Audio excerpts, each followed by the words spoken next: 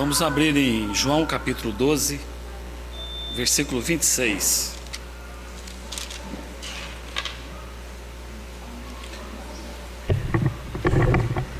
João 12, 26. João capítulo 12, versículo 26.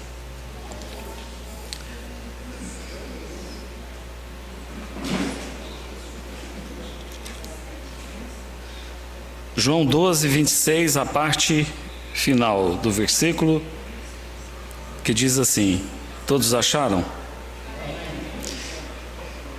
E se alguém me servir, o Pai o honrará. São palavras do próprio Senhor Jesus. Ele disse: e se alguém me servir, o Pai o honrará. Na versão inglesa, na internacional, diz assim: meu Pai honrará aquele que me servir. E na versão inglesa, na contemporânea, fala assim: se você me servir, meu Pai te honrará. Falamos ontem que é esse o encargo do meu coração, do nosso coração, de compartilharmos sobre essa declaração tremenda do Senhor Jesus.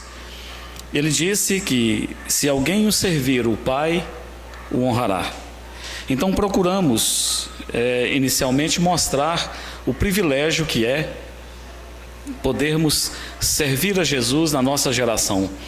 E dissemos até que cremos que não há um privilégio maior do que servirmos ao Senhor Jesus na nossa geração. Isso deveria encher os nossos corações, estarmos engajados no serviço ao Senhor Jesus. Não há nada mais sublime, não há nada mais importante no qual nós podemos e devemos estar engajados na nossa vida. Dissemos também que o Senhor Jesus voltará. A palavra diz que Ele voltará, Ele também disse que voltaria, o Espírito Santo dá testemunho disso. Então dissemos que devemos esperá-lo, devemos, se possível, conforme diz Pedro, não apenas esperar, mas apressar a vinda do Filho de Deus. E depende da maneira que servirmos ao Senhor Jesus na nossa geração. Dependerá disso a nossa posição no reino do Senhor quando Ele voltar. Então encorajamos os irmãos a que não percamos o nosso tempo, mas que possamos de todo o nosso coração, com todo o nosso ser, buscarmos servir ao Senhor. Dissemos também que servir ao Senhor não é como alguns pensam, que resume-se a grandes coisas, a grandes obras. Alguns acham que servir o Senhor apenas é sair viajando por aí, ou vir aqui na frente e compartilhar uma palavra. Não. Servir ao Senhor, você é chamado, você irmão e irmã, é chamado a servir o Senhor exatamente onde você está. Se você é casado, ali na esfera do seu lar, é a escola de Cristo. É ali que o Senhor vai te ensinar a servi-lo. Se você reúne com os irmãos e irmãs, a Assembleia do Povo de Deus é a escola de Cristo. É ali que o Senhor vai te ensinar, pelo Espírito Santo, como servi-lo de uma maneira efetiva, de uma maneira duradoura, de uma maneira que lhe agrade. Então, muitos caem nesse erro. Eles, antes de serem treinados pelo Senhor, ou aprenderem com o Senhor, na esfera, no local, ali onde o Senhor os colocou, seja na família, seja no trabalho, seja na Assembleia, muitos querem sair porque entendem que servir o Senhor é algo mais externo ou algo mais visível. Sim, servir o Senhor também inclui essas coisas, mas não é só isso. Então dissemos que gostaríamos de compartilhar 3 aspectos ou 3 características deste homem que servirá a Jesus. Quando eu digo homem, eu me refiro a homem e mulher. Então essas 3 lições na vida daqueles que servirão a Jesus. 3 características que este homem ou esta mulher deve ter para servir a Jesus. Primeira delas que compartilhamos ontem, nós vimos na vida de Moisés, como aquele homem, desde o início do seu nascimento, como que a vida dele foi cercada de mistério, como a vida dele foi cercada de milagres, a própria maneira como ele sobreviveu, Faraó tinha designado, tinha baixado um decreto que todo menino hebreu, os meninos, assim que nascessem, as parteiras deveriam matá-los, e apenas as meninas deveriam ficar vivas. E como a mãe dele, pela fé, ela desobedeceu a Faraó, e ela cuidou daquele bebezinho por 3 meses, e depois de 3 meses, não podendo mais escondê-lo, diz o texto, ela colocou num cestinho, calafetou com betume e o soltou ali no rio Nilo. E como de uma maneira miraculosa, novamente por uma intervenção divina, a filha de Faraó, ela vem tomar banho no rio, e ela vê aquele cesto, aquele menininho lá dentro chorando. Ela se compadece dele. O texto diz que ela teve compaixão, e ela pega aquele bebezinho e toma-o para si. Miriam, a irmã de Moisés, a jovenzinha, quando a mãe colocou o cestinho no rio, ela foi na margem acompanhando o cestinho, cuidando, mesmo de longe, do seu irmãozinho mais novo. Então, quando a filha de Faraó toma aquele cesto, tira Moisés das águas, e Moisés significa, porque das águas o tirei, Miriam chega com aquela ideia espetacular, a irmãzinha de Moisés, e ela diz: você quer que eu chame uma das hebreias que está amamentando para cuidar desse menino? Então a filha de Faraó disse: sim, me chama. E de uma maneira miraculosa, ela chama a própria mãe de Moisés, que vem e pega o menininho de volta, mas agora provavelmente em troco de um salário. Isso é maravilhoso, né? Acho que Deus tem senso de humor, né? Não é verdade? Porque agora a mãe de Moisés vai receber um salário para cuidar do seu próprio filho. E ela faz isso muito bem. Por que eu digo muito bem? Porque quando Moisés se torna homem, você vê essas impressões de Deus na vida e no coração de Moisés. Você vê que mesmo não fazendo a coisa certa, a maneira de Deus, mas ele tinha esse sentimento, essa intuição, esse pensamento de que o Senhor livraria o seu povo e essa responsabilidade cairia sobre os ombros dele. Mas você se lembra como ele, na sua força, ele sai um dia e vê aquele capataz maltratando um hebreu, e ele entra no meio, e para defender o hebreu ele mata o capataz. Depois, no outro dia, ele vai apartar uma briga dos seus irmãos, e quando ele descobre então que todos já sabem do que ele fez no dia anterior, que ele matou o egípcio, ele foge para a terra de Midian. E ali, então, ele se casa com Zípora, uma das filhas de Jetro, e ele fica ali por 40 anos, 40 longos anos. Aquele homem que Atos capítulo 7, versículo 22, o descreve como um homem poderoso em palavras e obras. A tradição judaica diz que ele era um herói da guerra, que ele defendeu o Egito, e cita uma batalha contra a Etiópia. Ele era um homem extremamente treinado, bem treinado, preparado. Nos dias de hoje ele teria o seu mestrado, o seu doutorado, e ele teria tudo o que ele pudesse ter. Um homem extremamente preparado. Mas ele tentou fazer a obra de Deus à sua maneira, não da maneira de Deus.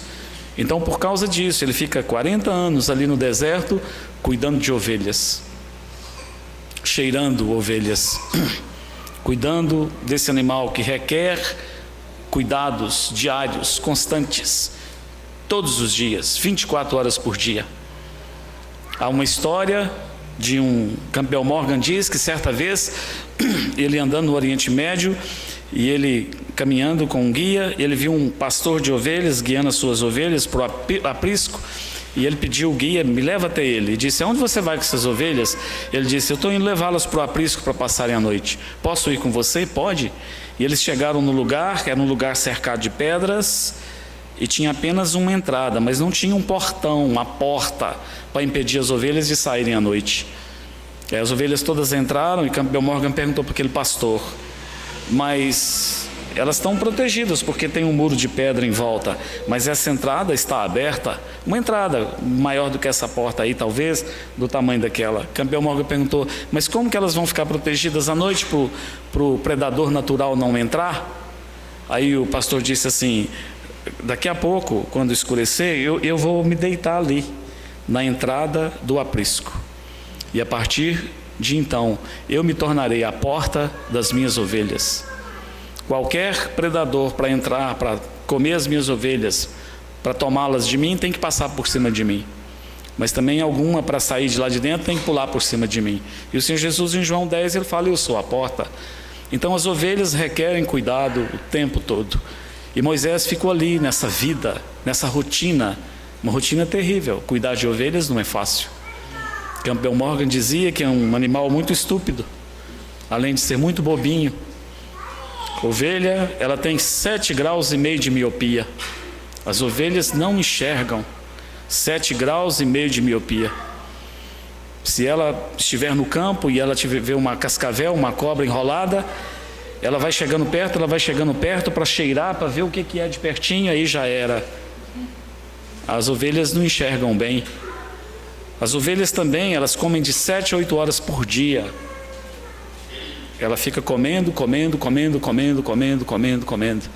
As ovelhas não têm nenhuma defesa natural. O cachorro morde, o gato unha, a cobra pica, mas a ovelha ela não tem nenhuma defesa natural. Nada. A ovelha é extremamente medrosa. Se você entrar no meio de 100 ovelhas e com um saco plástico, e lá no meio você falar "bu", elas desmaiam de medo. Entra no Google e coloca ovelhas desmaiando. Elas morrem de medo. Então Moisés ficou nesse trabalho por 40 anos. E o que Deus estava fazendo com ele é que ele tinha que chegar ao fim de si mesmo. Ele tinha que desaprender os seus costumes. Talvez isso até explique quando o Senhor disse vai, e ele disse sou pesado de língua, sou pesado de boca. Talvez ele estivesse referindo a se comunicar na língua egípcia, que ele tinha desaprendido. Então dissemos que o homem que Deus vai usar é aquele homem que tem que chegar ao fim de si mesmo. Ele tem que chegar ao fim dos seus esquemas, das suas artimanhas, das suas trapaças, das suas ideias, dos seus planos. Ele tem que chegar ao fim de si mesmo. Ele tem que chegar ao fim de si mesmo, de tal maneira que ele tem que levantar as suas mãos e dizer: Senhor Jesus, eu me rendo. É isso. Para alguns, leva-se uma vida toda. Para Moisés, demorou 40 anos. Que não sejamos assim, que possamos nos render ao Senhor o mais rápido possível e entendermos que nós não somos nada. Então, diz também que aquele homem que chegou ao fim de si mesmo, para que ele não ficasse prostrado ali, na sua tristeza, na sua dor, na sua desesperança, Deus revela-se a ele como grande eu sou. E disse que essa maneira do Senhor se revelar a ele, conforme foi dito por um irmão do passado, era como se o Senhor estivesse dando a ele, é como se o Senhor estivesse dando a nós, o seu povo, um cheque em branco. Eu sou. Você está desencorajado? Coloca aí, eu sou a sua coragem. Você está com fome? Coloque aí, eu sou o pão da vida, o seu alimento. Você está com medo? Coloca aí, eu sou a sua coragem. Você está sem esperança? Eu sou a sua esperança. Então nós temos esse Jesus maravilhoso, nós temos esse cheque em branco que podemos preencher a toda hora, o dia todo que precisarmos dele. Então essa é a primeira lição, chegarmos ao fim de nós mesmos. Isso me lembra de Jacó. Jacó, o nome Jacó, ele é bastante significativo. Ele significa enganador ou suplantador. Você se lembra como Jacó corria para lá e para cá, fazendo os seus negócios, trapaceando, passando a perna nos outros. Ele era um homem muito sabido, não é verdade? Ele era um homem muito sagaz, não é verdade? Mas aí um dia, porque Deus amou a Jacó, irmãos, guardem bem isso que eu vou lhes dizer. A Bíblia, ela se destaca mais que Deus amou a Jacó. Não é dito que Deus amou Israel, príncipe de Deus, mas é dito que Deus amou a Jacó, o enganador. Isso não é maravilhoso? Isso nos enche de esperança. E porque Deus amou a Jacó, e porque Deus nos ama, Ele jamais desiste de nós. Então Ele toma Jacó e tira do conforto da casa da mamãe e leva esse homem lá para aquela terra distante e coloca junto com um homem mais esperto do que ele. É assim que Deus trata o homem esperto, o sagaz. Então ele fica ali por muitos anos. Você quer que eu te dê uma prova da esperteza de Labão, que era muito mais esperto que ele? Labão disse para ele: minhas filhas estão aí, eu estou vendo que você está de olho na minha filha, não é? Em Raquel. Sim, estou. Então, vamos combinar o seguinte: trabalha para mim 7 anos de graça e eu te dou a minha filha, porque eu sei que você está apaixonado por ela. Irmãos, isso é inconcebível. Trabalhar 7 anos de graça por ela, já que amavam-se, por que não casa logo? Ele trabalhou 7 anos. E quando casou, que ele foi receber a esposa dele na lua de mel, no outro dia, ele viu que tinha dado a filha errada. E ele disse: o que você me fez? Você me passou a perna. Não é engraçado isso? Aquele que passava a perna em todo mundo. Agora ele está reclamando das regras do jogo que ele jogou a vida toda. E ele fala: mas você me passou a perna? Aí Labão fala: ups, esqueci. Oh, esqueci. Esqueceu? Como assim? Nesses 7 anos ele não lembrou da promessa? Ele disse: esqueci. Olha, mas é que a gente não faz assim, eu esqueci de te dizer. Mas isso não é nada não. Trabalha mais 7 anos de escravidão trabalhando para aquele homem. E depois, quando ele está fugindo, que Labão vem, ele fala: eu trabalhei de dia, eu fui castigado pelo sol, de noite pela geada, e eu nunca peguei e comi um cordeiro da sua mão, ou deixei se perder. Trabalhou. Mas quando ele volta, ele ainda está cheio de esquema. Você lembra que ele, quando Labão vem encontrá-lo, quando o seu irmão Esaú vem encontrá-lo, ele coloca aqueles grupos de presentes para Esaú, para aplacar a ira dele? Lembra disso? E Esaú chega e fala assim: que isso, irmão? É um presente para ti. Não precisa, eu tenho demais, eu tenho muita coisa, pode guardar isso para ti. Estava tão rico quanto ele ou mais.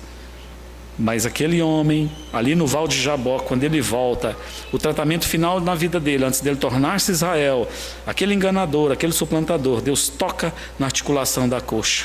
E agora ele torna-se um manco. E é tão bonito quando ele encontra com Esaú. Esaú fala: irmão, vem você e eu.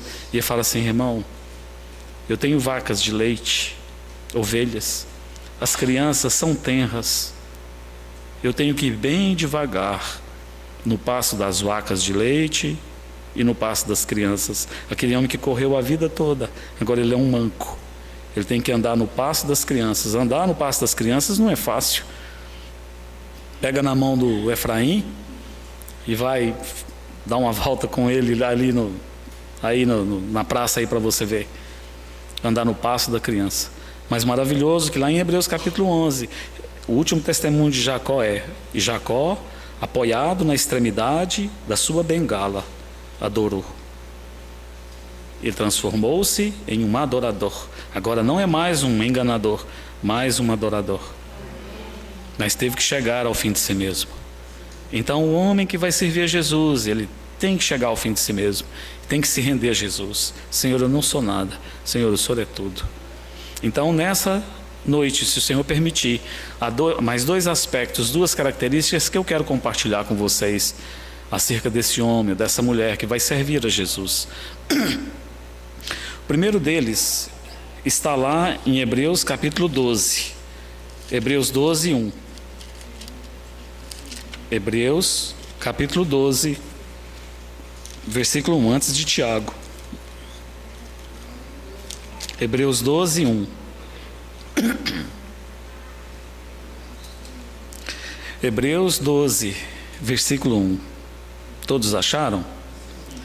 Diz assim: portanto também nós, visto que temos a rodear-nos tão grande nuvem de testemunhas, desembaraçando-nos de todo o peso e do pecado que tenazmente nos assedia, corramos com perseverança a carreira que nos está proposta. O autor aos Hebreus, ele coloca diante dos crentes, todos os crentes, que a partir do momento que nós cremos em Jesus, nós temos uma corrida para correr. Somos colocados numa carreira. E essa carreira é a nossa vida cristã. É o que fazemos, é o que pensamos, é como agimos, é a nossa corrida. A ideia aqui é de uma maratona, uma corrida de longa distância. Então, para corrermos a nossa carreira cristã, ou para servirmos a Jesus, nós precisamos estar desembaraçados.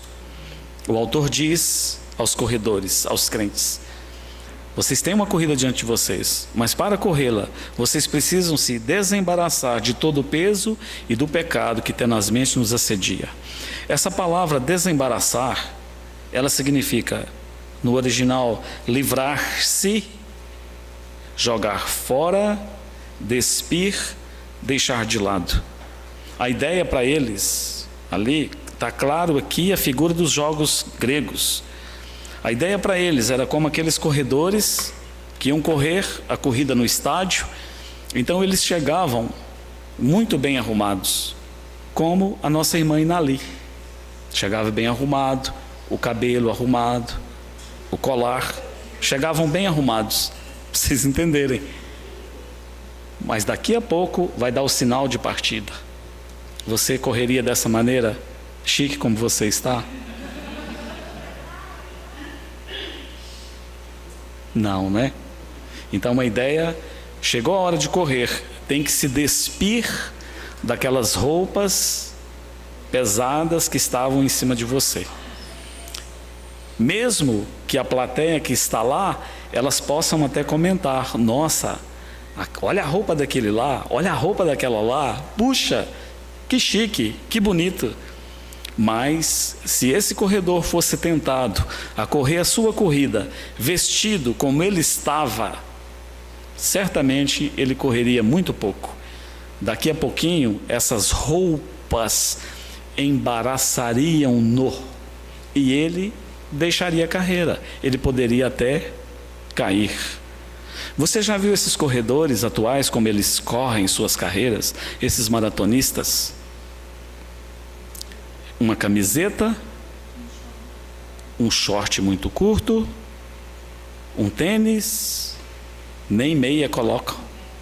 Você já viu algum corredor colocar um colar todo bonito?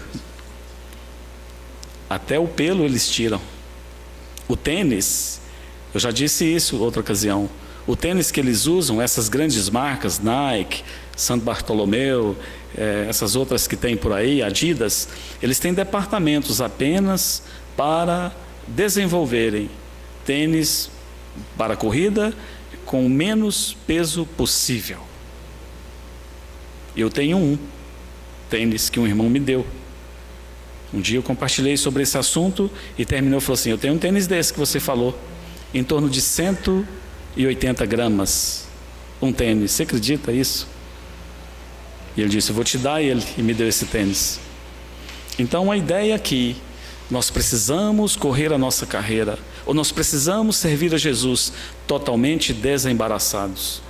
Tem coisas que embaraçam o cristão, tem coisas nessa vida com as quais o cristão pode se embaraçar e ele não terminará a sua carreira. E a vontade de Deus é que todos terminem a sua carreira. A vontade de Deus é que todo aquele que nasceu de novo sirva o seu filho. Mas Jesus foi claro, ele disse: e se, há uma condição, e se alguém me servir, o Pai o honrará. Há essa possibilidade de pessoas que nasceram de novo, crentes no Senhor Jesus, de não servirem o Senhor Jesus, porque estão embaraçados com as coisas desse mundo, coisas materiais, ou mesmo coisas aqui dentro, no coração e na mente. Nós poderíamos gastar muito tempo sobre esse assunto, mas não temos tempo e não está no meu coração fazê-lo. Separei apenas 3 coisas para deixar com vocês que podem nos embaraçar.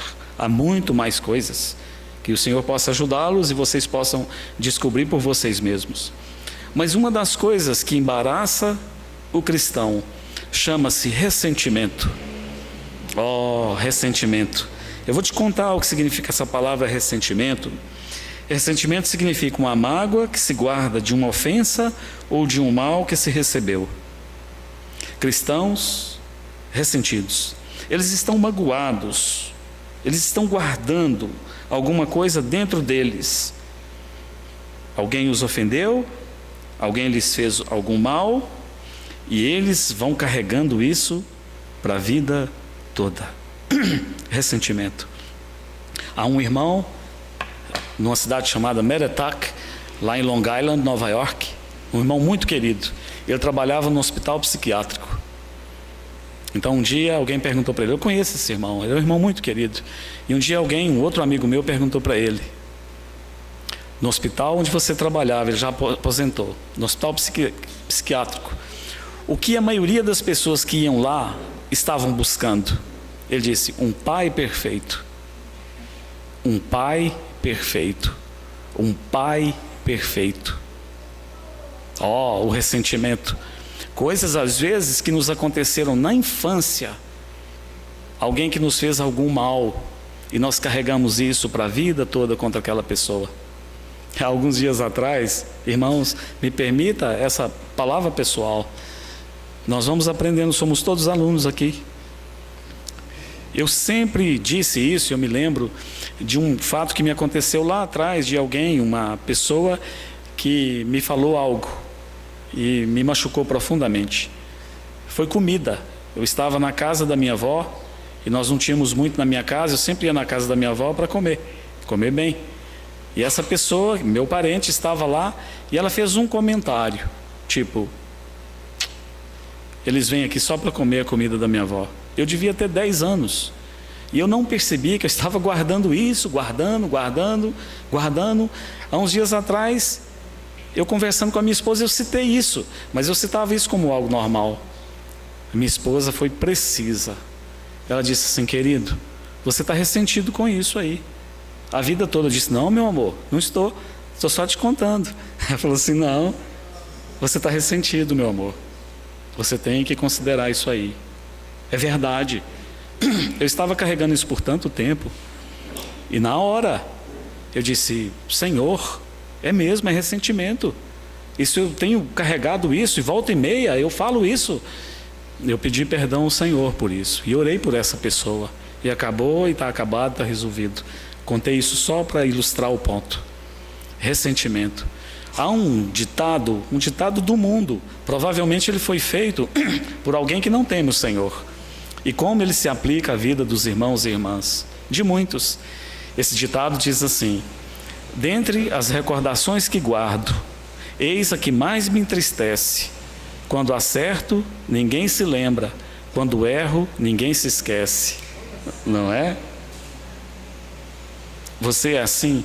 Você guarda essas coisas? Tem alguma coisa no seu coração de pessoas que magoaram você, que fizeram alguma coisa a você? Mesmo quando você era criança, eu conheço pessoas que hoje já estão casadas, e têm certos comportamentos. Mãe de filhos, pai de filhos, e que têm certos comportamentos de coisas que aconteceram lá atrás e que não foram tratadas, e que ainda hoje estão ali, e não permitiram que Jesus tratasse. Ressentimento, uma mágoa, uma tristeza, um ressentimento contra alguém por ter feito algo ou por ter dito alguma palavra. Isso é muito sério, não é? Uns dias atrás, estava numa determinada localidade, com uma família, e o pai, ele é muito severo. Ele era muito severo antes de converter, e mesmo hoje ele é muito positivo, muito firme. Ele fala tão sério que você acha que ele vai brigar com você, mas é um irmão tão querido. E ele tem 2 filhas, e uma das filhas estava com o marido e os filhos perto dele, e a gente estava falando sobre dirigir sem carteira. Ele falou assim, irmão Léo, eu nunca deixei, a filha dele está com mais de 30 anos, ele disse, eu nunca deixei minhas 2 filhas dirigir sem carteira. Isso eu nunca deixei, não deixei mesmo, só dirigiu depois que fez 18 anos e tirou carteira. Se dirigiu e me desrespeitou, e a menina dele estava ali com 30 anos com os meninos, e nós olhamos para ela na hora e dissemos, e aí? Para ela, o pai ali, e aí? Sabe qual a resposta que ela deu?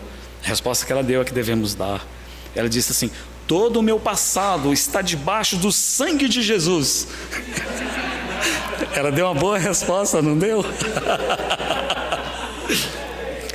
Séria, ela ficou séria. Todo o meu passado está debaixo do sangue de Jesus. Faça isso. É assim que você vai se desembaraçar. Faça isso. Se há algum pecado, confesse e deixe. Se alguém te magoou, está lá atrás, perdoa. e reconheça, diga que todo o seu passado está coberto pelo sangue de Jesus. Não deve haver mais nenhum ressentimento. Cristãos com ressentimento, eles correm um pouquinho e para, correm um pouquinho e para.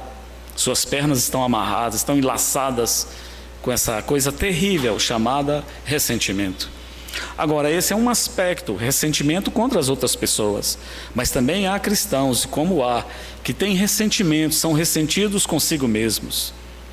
Eles são magoados consigo mesmos. Então, às vezes, eles ficam considerando o seu passado, coisas que eles fizeram antes de crer em Jesus. Mas antes de crer em Jesus, mas eu cometia pecados terríveis, irmão. Estamos no mesmo clube. Eu também estava lá junto com você. Mas eu fazia coisas terríveis. Eu com os meus filhos, então, eu fiz essas coisas com os meus filhos. Eu fiz aquilo com a minha esposa. Tem jeito de consertar? Não tem jeito, tem jeito de consertar, conserte. Se não tem jeito de consertar, confesse. Peça ao Senhor para tratar isso com você e abra mão disso aí. Não guarda nada, não fica nada.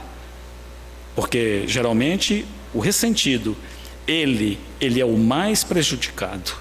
É ele que fica preso, enquanto aquele que praticou a ofensa nem se lembra. Irmãos, o ano passado eu fui com um irmão dos Estados Unidos, um irmão tão querido. E lá nós tivemos uma desavença boba, mas desavença entre irmãos. E eu tenho uma memória muito boa. Alguém disse que os que têm memória mais boa são os que mais sofrem. Eles não esquecem. Aí voltamos, passou um tempo, eu conversando com esse irmão tão querido. Aí eu disse para ele, eu preciso conversar com você sobre um assunto. Claro, fala aí. Você lembra lá nos Estados Unidos, um dia que a gente estava andando, e você me falou isso? Não lembro. Não lembra? Não lembro. Então vou te lembrar. Nós estávamos no carro tal, placa tal, estávamos indo para a Flórida, 60 milhas, 67 milhas e meia antes de chegar em Orlando. Estava desse jeito. Eu não lembro. Não lembro de nada. Eu falei isso. Ele disse, eu falei isso. Meu Deus. E eu guardando essas bobagens contra um irmão, contra um amigo tão querido. Não, lembra aí. Não lembro. Eu não lembro não. Oh Senhor, tem misericórdia. Ressentimento. Que prisão terrível para onde os filhos de Deus são levados. Devemos abrir mão dessas coisas. Há uma história verdadeira, de uma irmã, e quem me contou estava envolvido nisso. Uma irmã um dia chegou no irmão lá, responsável, e chegou para ele e disse assim, irmão, eu preciso contar alguma coisa para você. Conte, irmã, conte. Você sabe que eu tenho 3 filhos. Eu tenho uma menina mais velha, eu tenho um menino do meio e uma menina mais nova. E eu sempre preferi o menino. Eu sempre tratei o menino com mais amor, porque eu sempre tive um amor diferente por ele. E aí, alguns anos atrás, uns 10 anos atrás, o Senhor me mostrou que isso era pecado, que eu tinha que tratar a todos com igualdade. E o que você fez, irmã? Eu fui diante do Senhor e pedi a Ele que me perdoasse. E irmão, ela disse, desde então, todo dia eu tenho pedido ao Senhor para me perdoar. Isso é bonito, não é? Mas está errado. O que está errado aí? Segundo dia que ela foi diante do Senhor, pediu perdão. Outro segundo dia, Senhor, eu estou tão triste. E o Senhor, então diga lá, vou te alegrar. O que foi? Senhor, eu tenho 3 filhos. Sim, eu sei. O Senhor sabe que eu tenho 3 filhos? Sim, eu sei. Sei o CPF deles, a identidade, número de cabelos na cabeça. Então, o menino do meio, eu sempre tive uma predileção por ele. E isso é pecado. Senhor, o Senhor me perdoa? Predileção por ele? Como assim? Não sei disso não. Não, o Senhor sabe. Eu sempre preferi ele. E isso é pecado. Eu quero que o Senhor me perdoe. Não estou sabendo disso. Eu não sei que você tem predileção por ele, um amor diferente por ele. Por quê? Porque na primeira vez que o Senhor perdoou e Ele nunca mais se lembrará dos nossos pecados. Ele perdoa e Ele esquece, mas nós ficamos lembrando, não é verdade? Eu fiz isso, eu fiz aquilo, eu fiz isso, fiz aquilo, e vamos remoendo. ressentimento. Irmão, irmã, não faça isso. Se você está nessa prisão, hoje você pode ser liberto. Vá diante de Jesus.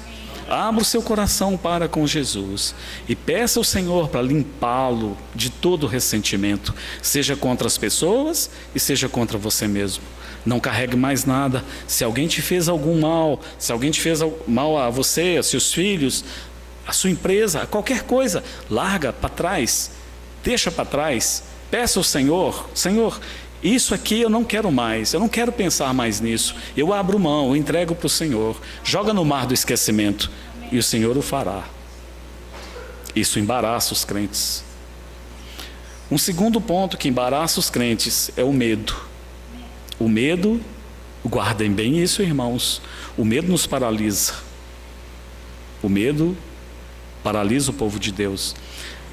A ovelha, se você entrar no meio dela, caladinho, no meio do rebanho, com um saco de plástico, e lá em cima, lá no meio delas, de repente você pular para cima e jogar esse saco de plástico para cima e falar, bum! Ela sai, ela fica com tanto medo que ela começa a correr, endurece as perninhas e cai. Ela cai e fica assim, ó. É um animal extremamente medroso. E o medo faz com que a ovelha não consiga nem fugir. Ela para, ela cai literalmente, fica assim, ó, com as patinhas. E precisa de um tempo para se recuperar. O medo nos paralisa.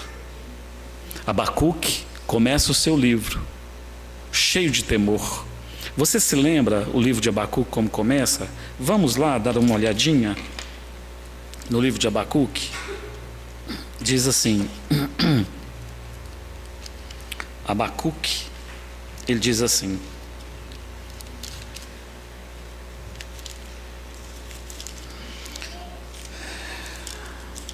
Abacuque 1, ele fala assim: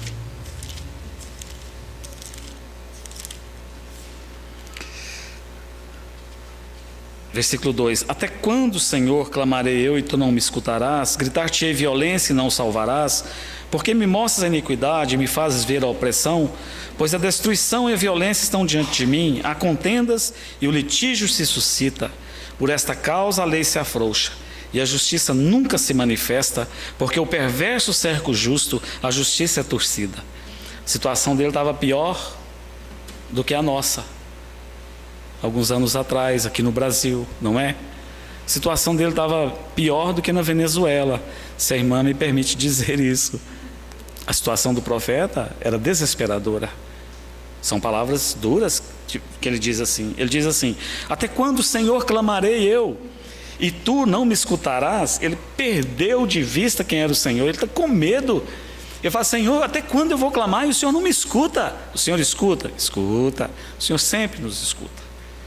Aí ele disse assim: gritar-te-ei. Ele estava até gritando, porque clamar não estava adiantando. Ele começou a gritar: violência, gritando para cima: Senhor, violência, e não salvarás?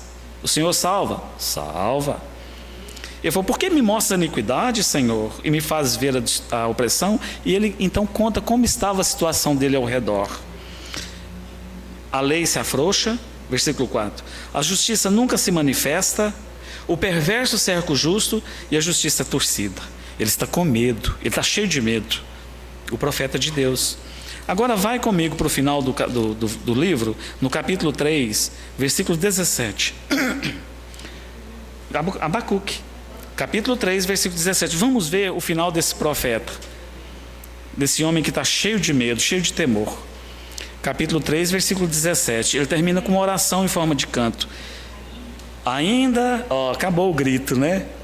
Eu vou ler, isso aqui é em forma de canto. Ele não está gritando mais não, ele não está clamando, ele está fazendo um cântico, uma poesia.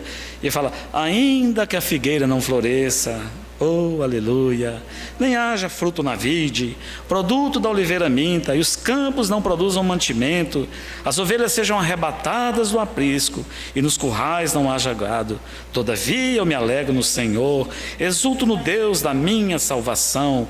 O Senhor Deus é a minha fortaleza, e faz os meus pés como os da corça, e me faz andar altaneiramente. O que aconteceu que ele foi trazido do temor para a fé, do temor para o cântico? O que aconteceu com esse homem? que ele estava com tanto medo, e agora ele termina cantando ao Senhor. Você percebeu o que ele disse? Se as coisas que ele disse aqui não acontecerem, virará um caos. Se a figueira não florescer, se não tiver fruto na vide, se não tiver frutos na oliveira, se os campos não produzirem mantimento, e se as ovelhas forem arrebatadas do aprisco, e se não houver gado nos currais, ele diz: todavia eu me alegro no Senhor. Agora ele é um homem cheio de coragem, cheio de alegria. E o que aconteceu com ele? O que fez com que ele mudasse do medo para a fé, para a alegria? Capítulo 2, versículo 4. Olha o capítulo 2, versículo 4. Foi essa palavra aqui que o Senhor disse para ele: eis o soberbo, 2,4. Sua alma não é reta nele, mas o justo viverá pela sua fé. Nós somos chamados para viver pela fé. Todas as vezes que tentarmos viver pela vista, nós sentiremos medo. Todas as vezes que tentarmos resolver os nossos problemas pela força do nosso braço, nós teremos medo. Aqui vai uma palavra para aqueles aqui que têm filhos ou filhas desviados do Senhor.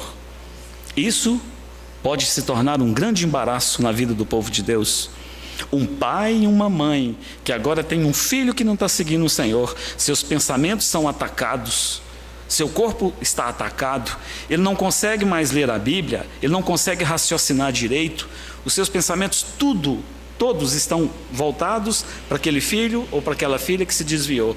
Irmão e irmã, o justo viverá pela fé. Conversão dos nossos filhos é um problema de Deus, não é um problema nosso. O que nós devemos fazer, nós devemos pregar o Evangelho para os nossos filhos. Você fez? Se não fez, continue pregando. Se você pregou o Evangelho para os seus filhos, se você ensinou o caminho que seus filhos deveriam andar quando crianças, e agora eles cresceram e não querem mais saber do Senhor, isso não é um problema seu. Isso é um problema entre ele e o Senhor. O justo viverá pela fé. Lá em Atos capítulo 16, o carcereiro de Filipos, quando então Paulo e Silas estão presos e eles oram ao Senhor, eles estão cantando, então há um terremoto e as prisões, as portas se abrem, e o carcereiro entra e vê as portas abertas e pensa que os prisioneiros fugiram, ele vai suicidar. Paulo fala: estamos aqui. Aquele homem se converte e ele pergunta a Paulo, 16:30, acho, 16:31, que farei para que seja salvo? Lembra a resposta de Paulo? Crê no Senhor Jesus e será salvo tu e tua casa. Muitos não creem, mas muitos creem que quando alguém converte-se, essa é uma promessa para a família. Aqueles que não creem nisso, amém. Aqueles que creem, amém. Pode ser uma promessa para a sua família, de que toda a sua família será salva. Se os seus filhos confessaram a Jesus como Senhor, com a sua boca, e no coração creram que Ele é Senhor, e agora eles estão andando num caminho de morte, um caminho que não deveriam andar, eles estão bem guardados, eles estão nas mãos do Senhor. O Senhor é fiel, o Senhor vai trazê-los de volta. No tabernáculo, o tabernáculo tinha 4 cobertas, 4. Uma das cobertas era pele de texugo, e sabemos que tudo no tabernáculo apontava para o Senhor Jesus. Você sabia disso? Tudo ali era um tipo de Jesus. As 4 cobertas falam de Jesus. Uma delas era pele de texugo. Você sabe o que é texugo? Você sabe o que é o texugo? O que é o texugo? Era um animal. Qual animal? Um rato do deserto. Isso, um rato do deserto. Ele foi colocado em alguns lugares, o nome demônio da Tasmânia. O nome dele é Ratel. Ele é um animal mais ou menos que bate aqui no meu joelho. Ele é um animal extremamente feroz. Os animais da floresta têm medo do texugo. Ele é muito destemido. Vai no Google e coloca texugo. Vou chegar lá. Ele ataca a cobra venenosa. A cobra tem aquela naja. Ele vai para cima dela. E ela morde nele e não consegue envenená-lo. Ele mata ela e come. O leão consegue matá-lo? Sim. Mas o leão precisa ter muito cuidado, porque se ele morder na perninha do leão, ele quebra a perninha do leão. Porque ele é um dos animais que tem o maior coeficiente de força na mordida. A sua mandíbula, ela é feita de tal maneira que quando ele morde, ela faz assim, clique. E aí já era. A pele de texugo era uma das peles que cobriu o tabernáculo. A mordida de Jesus é assim, irmãos. Se ele pegou um dos nossos filhos, nos lembremos disso, ele não vai soltar, jamais. Está bem pego. E mais cedo ou mais tarde, os nossos filhos voltarão para o Senhor. Então, descanse. Descanse, irmão. Descanse, irmã. O seu chamado é para servir a Jesus. O seu filho, o meu filho, os nossos filhos, eles estão nas mãos do Senhor. O Senhor já mordeu neles e eles estão bem seguros na boca de Jesus. Deixa lá, no tempo certo, o Senhor vai fazer a obra neles. Então descanse, desembarace desse peso. Não carregue mais esse peso a partir de hoje. Sirva Jesus. Um outro aspecto, e o nosso tempo está indo tão rápido. Eu tinha falado para o Gerson que tentaria ser mais rápido. Me perdoa, Gerson. Mas um outro aspecto, vamos abrir o último aspecto. Daquele que serve ao Senhor, ele deve depender totalmente do Senhor. Abram comigo em Êxodo, capítulo 33, é o segundo livro da Bíblia, Êxodo 33. Êxodo 33, 14 e 15. Êxodo, segundo livro da Bíblia, capítulo 33, versículo 15. Diz assim, posso ler, irmãos? O Senhor está tendo uma conversa aqui com Moisés. Respondeu-lhe, versículo 14. Respondeu-lhe, é Deus respondendo a Moisés. Deus disse a Moisés: a minha presença irá contigo e eu te darei descanso. Então lhe disse Moisés: se a tua presença não vai comigo, não nos faça subir deste lugar. Lance Lambert, ele era judeu, ele disse que a melhor tradução para esse texto seria essa aqui, que eu vou ler para vocês. Na verdade, o que o Senhor disse em hebraico foi isso aqui, segundo o irmão: minha presença irá e eu te darei descanso. Ou o que o Senhor disse para ele: não é você ir, mas é uma questão que eu irei. Você vai, eu vou com você. E uma terceira tradução: quando minha presença se mover, mova-se, e então você terá descanso. Não é uma bela tradução? A nossa foi colocada aqui: a minha presença irá contigo e eu te darei descanso. Não, essa aqui é mais acurada: quando minha presença se mover, mova-se, e então terá descanso.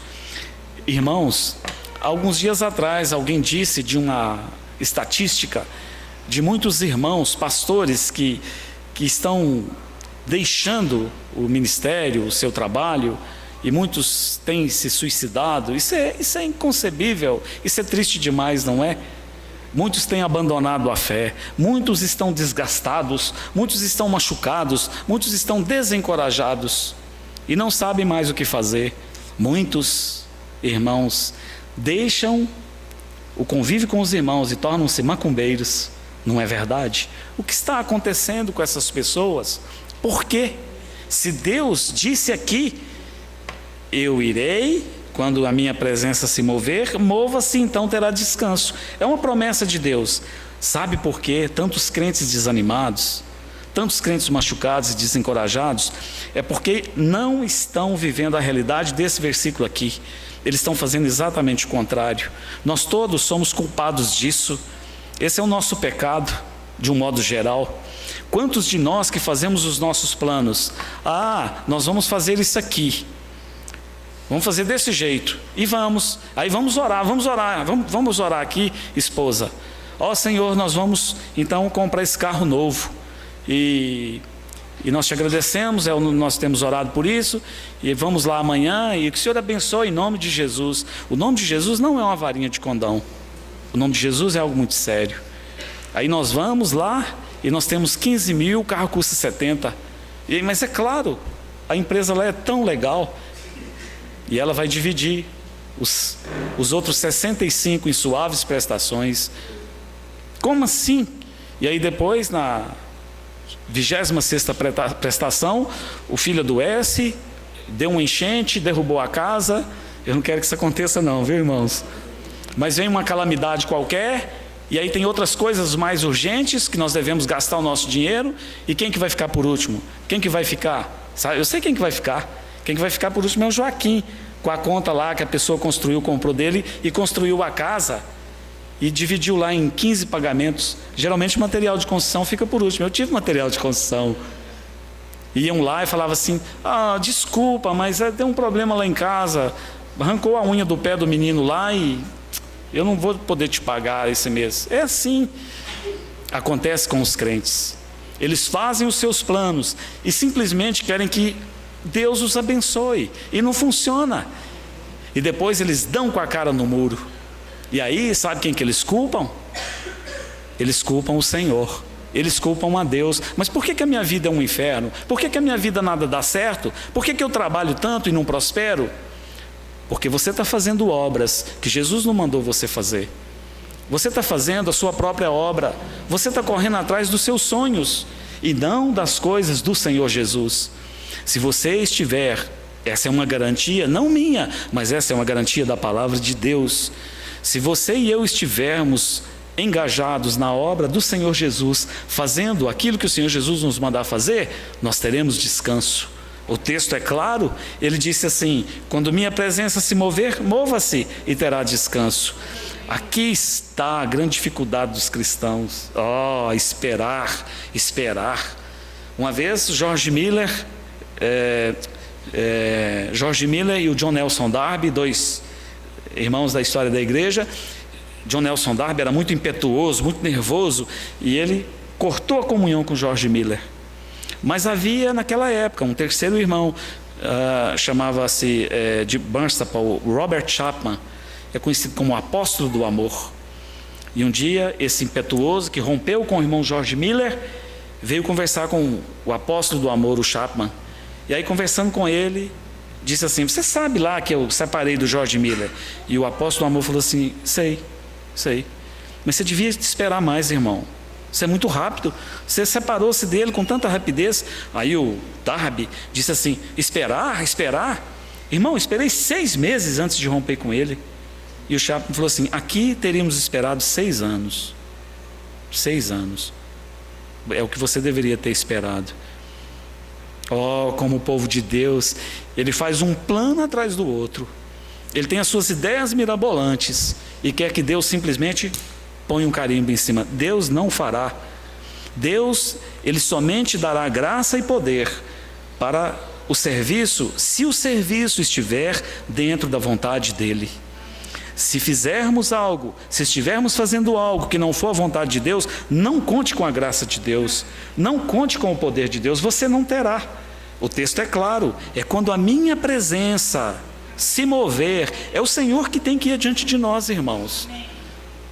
Quando a presença minha se mover, mova-se, vem atrás de mim, e então você terá descanso. Irmãos, que tristeza, não é? Nós somos culpados disso, de fazermos os nossos planos e saímos como Jacó correndo e esperamos que o Senhor venha correndo atrás de nós, pegando os cacos que nós deixamos para trás. Não conte com Ele, não conte com o Senhor para fazer isso, Ele não fará. Se você estiver fazendo algo que não é a vontade dEle, não conte com Ele, não conte com a sua graça e não conte com o seu poder.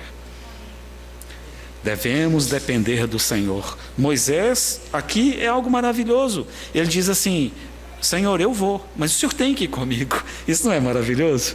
Eu vou. Senhor, eu vou. Senhor, eu vou para Manaus. O Senhor quer mesmo que eu vá? É para eu ir? Claro, Léo, claro. Você não está vendo que a minha presença está se movendo em direção a Manaus? Então, você pode ir. Porque você pode ir tranquilo, que você vai ter descanso. Isso é maravilhoso. Maravilhoso.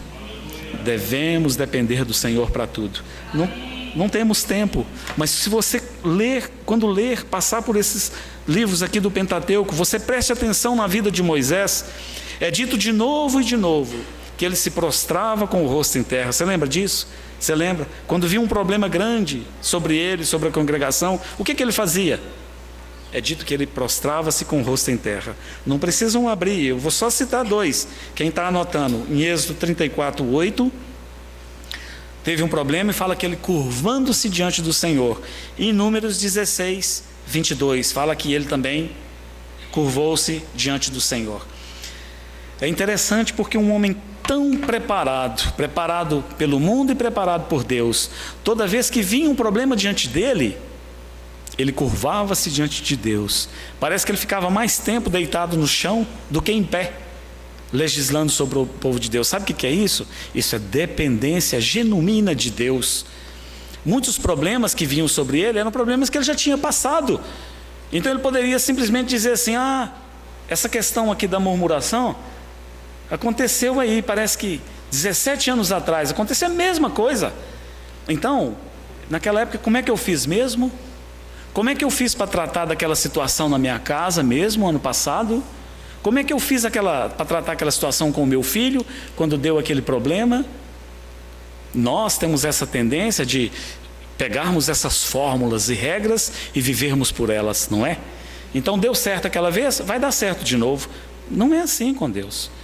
Deus, Ele tem prazer, Ele quer que nos acheguemos a Ele diariamente. E mesmo que é um problema parecido com aquele lá de trás, devemos da mesma maneira depender dEle. Senhor, qual é a sua resposta para isso aqui? Senhor, qual é a tua vontade? Senhor, como que eu faço aqui nessa situação X e nessa situação Y? Essa dependência do Senhor. E essa é uma lição tão difícil, mas devemos aprendê-la, porque é uma lição que está clara nos evangelhos, na pessoa do Senhor. Ninguém demonstrou isso com mais clareza em vida do que o nosso bendito e amado e querido e muito querido Senhor Jesus. Você se lembra da dependência que ele tinha do Pai quando ele estava aqui? Senhor, isso nos esmaga. Ele disse que tudo que ele fazia é porque ele tinha visto o Pai fazer. Tudo que ele falava, ele tinha ouvido o Pai dizer. E ali no jardim do Getsemane, quando ele orou, ali ele suou gotas de sangue. E quando ele orava com tanta intensidade, ele disse: Pai, que seja feita a tua vontade. Se for possível, passa de mim esse cálice. Mas contudo, Pai, ele apressa em dizer: não seja feita a minha, mas seja feita a tua vontade. Ele nos deu o exemplo. Que vida dependente de Deus, do Pai, o Senhor Jesus viveu aqui. E para que ele viveu? Para que nós pudéssemos ter nele o exemplo. Mas em nós mesmos isso seria impossível. Então o que ele fez? O que ele fez para capacitar você e eu a podermos depender do Pai dele, que é o nosso Pai da mesma maneira? Ele veio habitar dentro de nós. Através da vida de Cristo dentro de nós, irmãos, não só podemos, mas devemos depender do Senhor em tudo. O Senhor nunca falha. Nunca. Um irmão já idoso, ele disse assim para mim uma vez: Léo, se o Senhor falhar, todo o universo entrará em colapso. Não é possível a mínima falha da parte do Senhor. Que aprendamos essas lições, que aprendamos que não somos nada diante do Senhor, que desejemos e façamos de tudo o que estiver ao nosso alcance, com a ajuda de Deus, possamos nos desembaraçar. Nada de ressentimento, nada de medo. Confiemos no Senhor. E por último, dependemos dele em tudo. É o Senhor quem nos sustenta. Nosso sustento vem dele, nossa força vem dele, nossa saúde vem dele, a conversão dos nossos filhos vem dele. Tudo vem do Senhor. Devemos depender dele em todas as coisas. Então termino lendo o versículo que estava no meu coração para compartilhar com vocês, que diz assim, na nossa tradução, na minha revista atualizada: se alguém me servir, o Pai o honrará. Na inglesa diz: meu Pai honrará aquele que me servir. E na contemporânea inglesa também diz: se você me servir, meu Pai te honrará. Irmãos, sermos honrados por Deus, o Deus de toda a terra, o Criador do universo, o Deus Todo-Poderoso, aquele que criou todas as estrelas, que criou o sol, que criou a lua, aquele que abriu o mar vermelho, aquele que pode fazer qualquer coisa, em qualquer situação, da maneira que lhe aprouver. Nós temos uma possibilidade de sermos honrados por Ele, recebermos honra da parte desse Deus santo, justo e bom. E qual o caminho? Servirmos ao seu Filho. Não percamos o nosso tempo, vamos servir a Jesus. O tempo que nos resta, vamos servir o Senhor Jesus de todo o nosso coração. Que o Senhor nos abençoe e nos guarde. Amém.